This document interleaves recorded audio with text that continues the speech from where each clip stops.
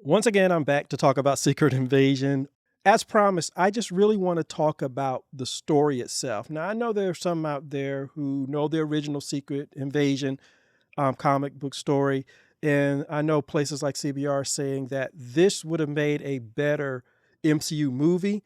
And spoilers for anybody who hasn't seen episode 5, we will talk about some details here, so go and watch it first before watching this video.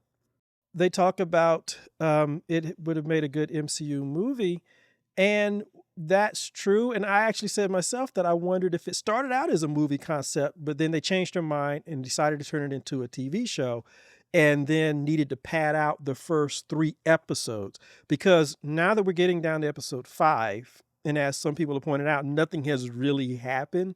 We're still getting the meat of what could have been a very good story, and that's the story about the Super Scrolls.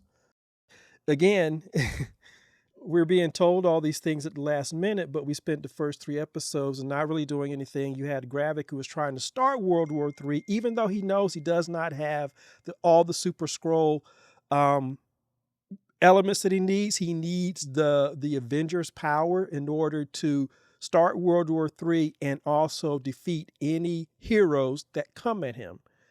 But for some reason, he's already done 3 or 4 separate terrorist attacks, which are designed to start World War III, even though he's not ready. And so there's a mismatch going on. So I would argue that the show itself could have been fine if they had just chosen the right storyline. And I personally think it was a storyline for Gravik to assemble all the elements he needed to perfect his Super Scroll serum transformation, whatever, that would have allowed him to basically do all of these acts of terror on his own and defeat any Avengers or anybody that came at him.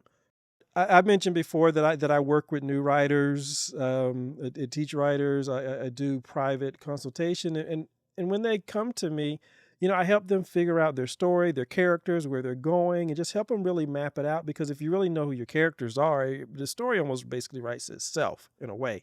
When it comes to viable goals, there's really only 4. There's win. Somebody's trying to win something, to stop something, to escape something, or to retrieve something. And the reason that these really work is because they produce a visible, physical, 3-dimensional goal that results in a physical climax. When you look at Secret Invasion, Gravik's goal doesn't make any sense. Not only has he tried to kill Nick, even though he knows that Nick has the harvest, and then later he wants to make a deal with Nick, and he actually fusses at one of his people that the reason he didn't kill Nick when he attacked the president is because Nick had what he needed. And it's like, but then you fuss at people about his wife not killing him. It's like it makes no sense.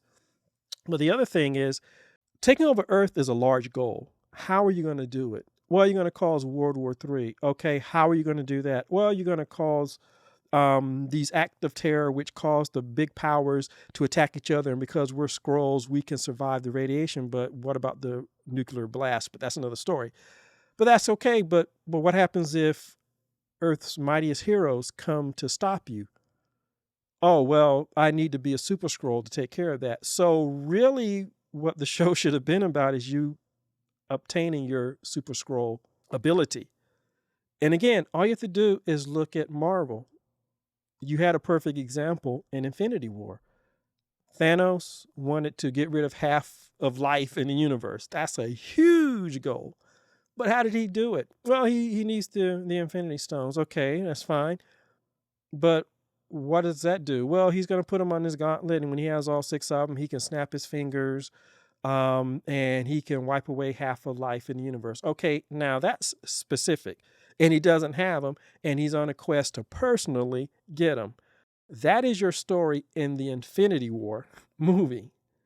And there's another saying that the villain makes the hero. If you have a strong, well-written villain, it can uplift your hero and make your hero better.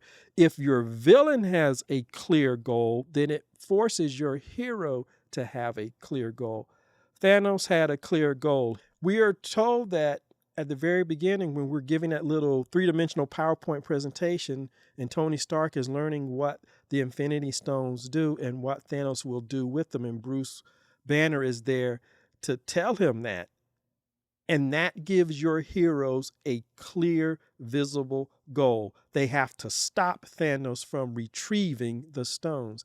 Both the villain and the heroes have one of those 4 viable goals. That is what is missing in Secret Invasion. And you didn't have to make it a Marvel movie, because with the track record now, they probably would have messed it up anyway.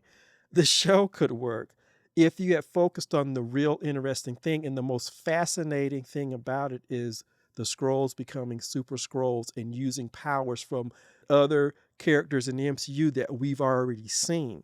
That is the interesting thing. And before anybody says, well, that'll cost more budget, well, there was already a report out that this series has ballooned to well over $200 million. So it's not like they haven't been spending the money for something. But that should have been Gravik's goal from the start. And I said it in the last video and the video before that. That should have been why Nick Fury comes down. And we learned in episode 5 that is why he's come down, but we don't see that. I don't understand why the writers wants to keep all these things from us. Yes, Nick doesn't tell the people in universe what he's doing, but that does not mean that the audience can't have more knowledge. It would have helped invest us in the story from the earlier point. We could have seen Nick find out that Gravik is looking for these things because he knows about them, and he's come up with this super Skrull thing. And so those attacks should not have been attacks to start World War III, because he's not ready for it. And we're finding it out 5th episode into a 6-episode series. We're finding out that he realizes that he needs to harvest. He always needed it, because we heard it name dropped in one of the earlier episodes. It should have been like a mini Infinity Stone saga. You had 6 episodes. We should have seen him slowly obtain each one of those things, starting with the Groot things, going to the extremists. Maybe they could have started with the Ice Beast. That could have been the one we started out. And Nick Fury is trying to stop Gravik from retrieving all of these DNA samples. He's already taken care of the big one, the harvest, the Avenger blood samples. He's taken care of that one, but these other things are also giving Gravik immense power. So we see him be a little bit behind the 8 ball. Gravik is getting each of these things, and each time he gets one of these things, his powers increase. It should have been an Infinity War type of thing, and it could have worked in this series. Again, the MCU has done these things better.